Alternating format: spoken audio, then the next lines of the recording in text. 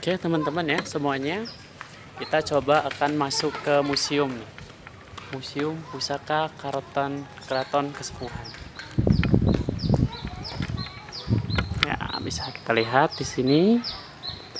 Kita akan coba masuk ke dalam. Nah, Ustazah Lia sudah menunggu ternyata nih. Ya, baik ya, kita langsung masuk saja.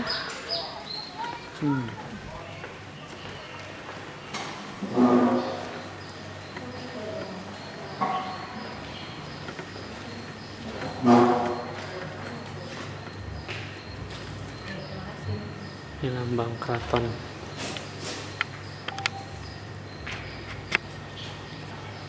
Langsung masuk, Bu. Ayo, Ya. sudah siap? Ayo kita masuk ya. Oke. Museum Pusaka.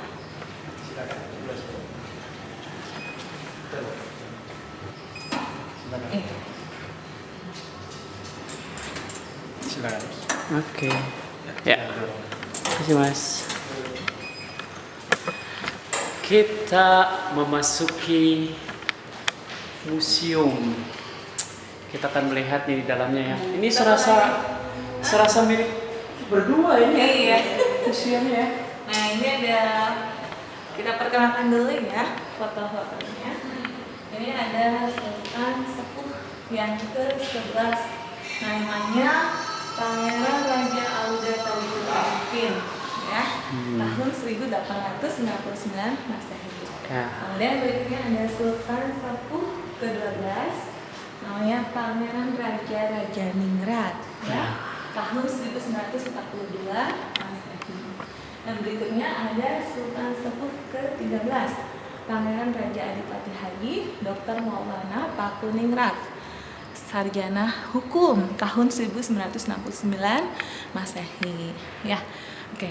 Anak-anakku, yuk siap, kita lanjut lagi berpetualang di Museum Keraton Kasepuhan. Oke, kita muter-muter nih ya. Nih. Biarkan kameramen di belakang layar lah. Yang pertama ada Pangeran Cakrabuana Galuh Pajajaran. Nah ini keris-kerisnya ya nak ya, dan tahunnya di sini pembuatannya pada zaman pemerintahan Galuh abad ke-13 dan ke-14 ya.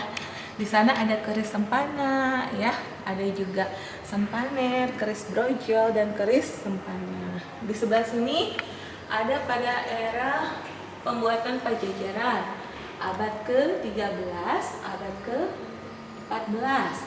Ada keris Pandita Tapa, badik. Nah ini nak, badik ya, ternyata ada juga keris brojol. Di sini kujang. Nah ini nak, kujang itu adalah alat tradisional atau senjata tradisional yang berasal dari Jawa Barat ya. Ini aslinya yang zaman dahulu disimpan ternyata di museum. Betul ya, Bu. Ya, di Museum Keraton Kasepuhan. Ternyata Saking sudah lamanya rapih ya, Bu ya. Sekarang iya, jadi ya model kujangnya bermacam-macam lah ya. Itu bagian atasnya ada yang berbentuk seperti wayang semar ya. Ada yang seperti apa ini? Seperti udang ya. Seperti itu ya. Kemudian sebelah sana ada juga, Pak. Ada juga pedang. Nah, ini pedang nih. Ya, peninggalan zaman dahulu. Pedang prajurit Keraton Kasepuhan abad ke-17. Ada pedang sabet. Nah, di sini ada peti ya, dari Mesir petinya. Ini jauh sekali Dibawa dari Mesir oleh nih. Sultan Syarif Hidayatullah. Masya Allah. Ya. Ukirannya Mesir berarti ini ya. Asli dari sana zaman dahulu. Di sini juga bisa dilihat nih keris-keris koleksinya masih banyak ya. Iya. Sama dengan yang tadi badik, namun memang berbeda-beda kerisnya ya, buatannya. Nah di sini peti, kumpulan peti-peti. Berarti dari Mesir itu bawanya Mesir. banyak sekali ya, Bu? Banyak sekali berarti. Mungkin membawa barang-barang dari sana juga ya, Pak ya. Iya. Di sana saat abad ke-15. Wow, abad ke-15 berarti 1500. 1500. Ya. Kita belum lahir, Bu. Kita belum ada. Ini ada peti Kandaga Swasana. Ini berasal dari Cina, Wow. hadiah dari Putri Ongtian. Iya, Putri Ongtian Nah, ya. jadi ada cerita dulu sejarahnya ya, Mhm. bahwa Putri Ongtian itu ya masuk ke Indonesia dan juga lalu beliau menjadi mu'alaf masuk Islam ya, Iya. gitu. Setelah bertemu dengan Syarif Hidayatullah ya, gitu.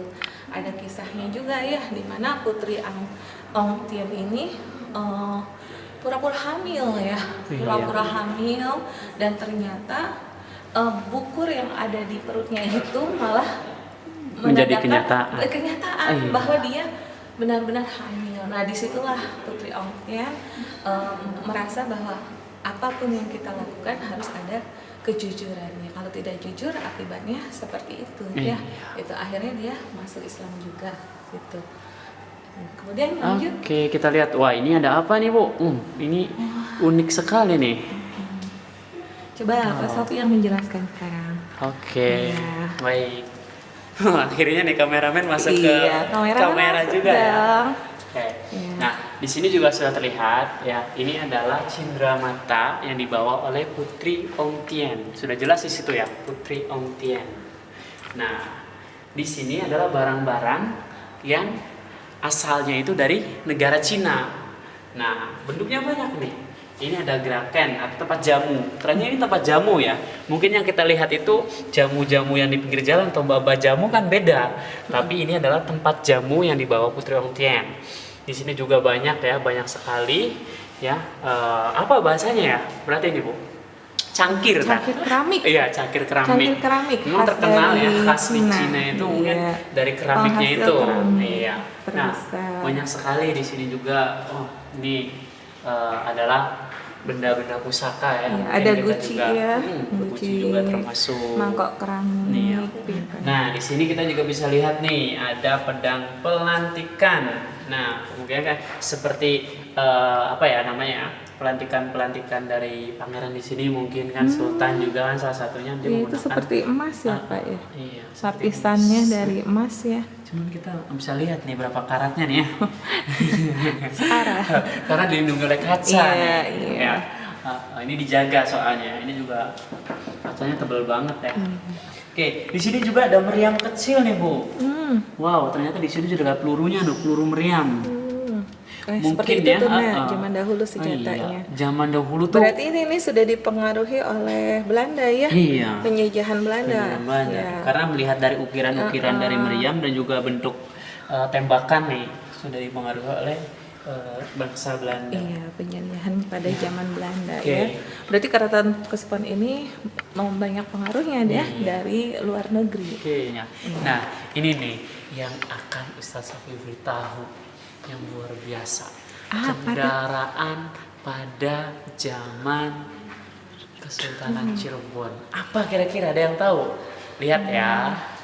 Nah, Ini dia. Masya Allah. Wow, gede sekali ya. Iya. Luar biasa nih. Ini adalah tulisnya jangan dipegang. Jangan dipegang Dua katanya. kereta kencana. Iya. Wow, hebat sekali ya. Lambang itunya tuh namanya tuh Paksi Nagaliman ya. Vaksin Oh iya, Nagalima. karena bentuknya. Iya. Ini luar biasa nih kereta kencananya, luar biasa. Ini adalah kendaraan khusus untuk Sultan nih, keraton. Sampai sekarang masih bisa dipakai nggak Bu ya kira-kira?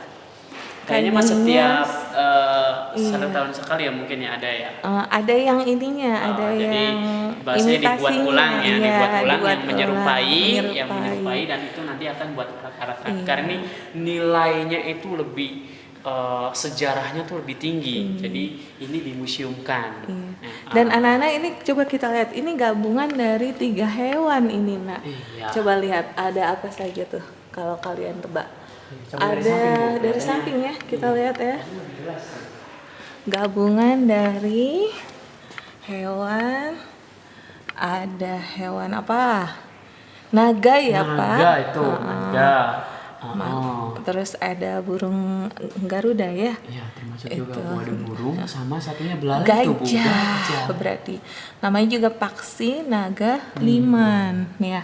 Gabungan dari 3 hewan tersebut. Ini konon zaman dahulu Pak, Iya. ini bisa terbang. Bisa terbang Pak. zaman dahulu. Itu jadi ini sudah termasuk kendaraan yang canggih sebenarnya. Wow. Itu mungkin sebagai pelopor ya mobil dan pesawat terbang. Ya iya, Mungkin. Iya. Sekarang tuh ya dijadikannya ya. Iya, sekarang itu. Kalau dulu kan masih pakai kekuatan ya, Iya. seperti kekuatan Magis dan lah. sebagainya. Nah, tapi kalau dilihat dari bentuknya ini mesin-mesinnya sudah menyerupai gitu. Iya, dari bentuk mobil juga tuh ya. mesin-mesinnya, iya, seperti bagian depannya Bagian itu. depan. Ya, jadi seperti pelopor ya asal mula untuk pembentukan alat transportasi modern untuk ke depannya. Iya, betul. Gitu. Ini ada yang tiruannya sebenarnya, ini yang aslinya sudah tidak bisa dipakai. Iya. Waktu itu yang tiruannya pernah dipakai saat ada acara festival keraton. Iya, betul. Festival keraton. Ya. Nah ini sama keris-keris nih. Masih banyak sekali nih ternyata nih. Ini juga ada tombak dan yang lainnya. Kumpulan tombak-tombak. Oh, ya. ayo Bu ya. Kemudian, nah ini juga nih. Ini bagian apa sih? Kereta. Oh, buat keretanya ya. Iya, bagian Benar, apa ya. nih ya? Kalau itu untuk di keretanya. Ini sudah rapuh. Oh, ya, sudah rapuh. termakan rayap gitu. Iya. Tapi masih disimpan. Nah ini tombak yang dipakai untuk perang. Ya, bentuknya macam-macam tombaknya. Hai anak-anak, sekarang kita akan mereview masakan khas Cirebon.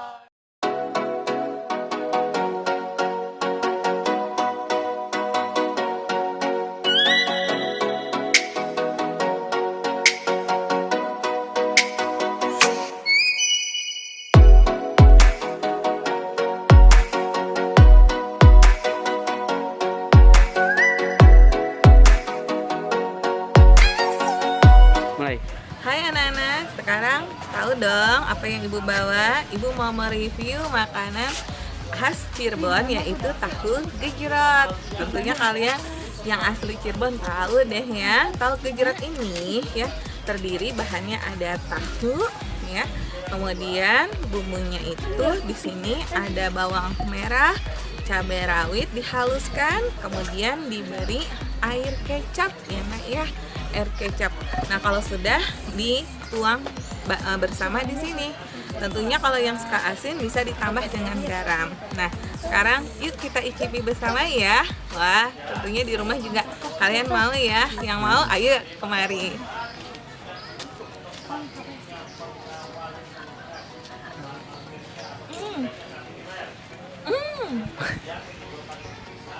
Mantap, mantul.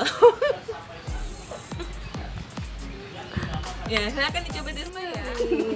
Oke, anak-anak, kita akan melanjutkan review yang selanjutnya yaitu masakan Cirebon, yaitu nasi lengko. Nah, di dalam nasi lengko terdapat nasi dan timun, lalu tempe, lalu tahu dan toge. Nah, cara pembuatannya mudah sekali kok. Yaitu tuangkan dulu nasi, lalu tempe, timun, lalu toge. Nah, tak lupa di sisik-sisik ya. Oke, sekarang kita akan mencoba nasinya dulu.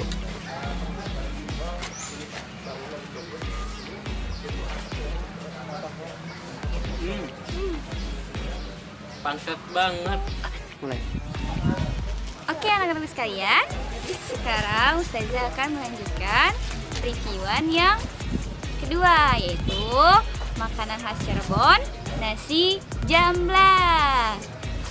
Di sini ada sate usus, ada sate kentang, dan ada juga perkedel, tempe, telur, sambal, dan nasi. Oke, baik. Di sini Ustazah akan mencoba makanan khas Cirebon, nasi jamblang.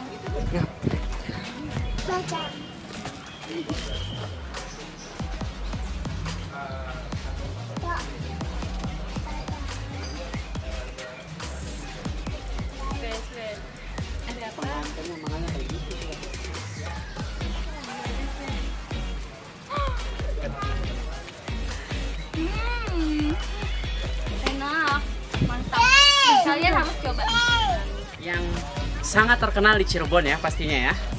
Tahu teman-teman? Apa ini? Ini adalah empal gentong. Ya, pastinya teman-teman tahu ya empal gentong ya, apalagi yang terkenal tuh di Cirebon ada yang suka bikin macet jalan tuh. Nah, ini bahan-bahannya ada daging ya. Bahan utamanya adalah daging. Nah, ini daging sapi ya menggunakannya. Nah, terus ada kuah santan nih. Kuahnya tuh kuah kuning ya, namanya kuah kuning. Nah, dan yang ciri khasnya karena dinamakan empal gentong, masaknya itu adalah di dalam gentong. Iya, bukan di dalam panci tapi dalam gentong ya. Nah, kita coba ya, kelihatannya ini udah menggoda sekali nih. Nah, makan empal gentong juga bisa dicampur dengan nasi, dengan lontong, dengan ketupat. Nah, bolehlah dengan apa saja ya, yang penting masuk gitu. Kita coba ya. Rasanya kayaknya enak nih. Aduh.